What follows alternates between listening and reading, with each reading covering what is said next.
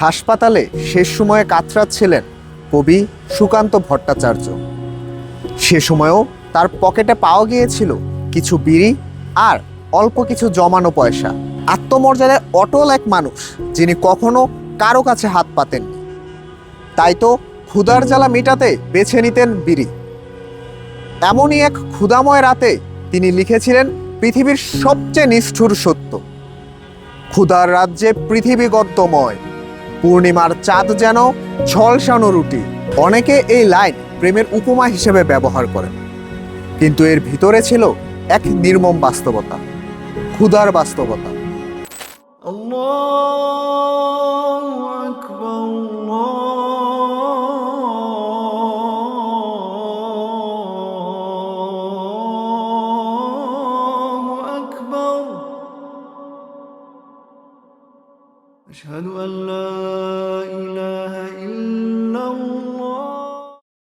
এখন রমজান মাস, কারো ইফতারের টেবিলে থাকে বাহারি আয়োজন, পেঁয়াজু, বেগুনি, ফল, শরবত, মাংস, আরো কত কি। আর কারো সেহরি এবং ইফতার হয় শুধুমাত্র এক গ্লাস পানি দিয়ে।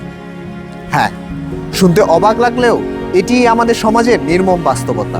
আপনি যে ইবাদতে মগ্ন হয়ে সারাদিন পানি পান করা থেকেও বিরত থাকেন, এমনকি লোকচক্ষুর আড়ালেও এক ফোঁটা পানি পান করেন না, সেই ইবাদত কতটা পূর্ণ হবে যদি আপনার পাশের বাসার মানুষটির ইফতারি না থাকে? আপনার প্লেটের অতিরিক্ত একটি পেঁয়াজু, এক গ্লাস শরবত, একটি রুটি হয়তো কারো কাছে সেই পূর্ণিমার চাঁদের মতো।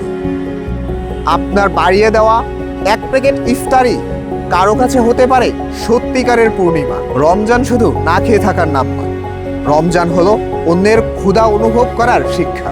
আপনার টেবিলে যদি অন্যের প্রাচুর্য থাকে অথচ পাশের ঘরে থাকে নীরব ক্ষুধার জ্বালা, তাহলে রমজান শুধুমাত্র আপনার শরীরের, আত্মার নয়।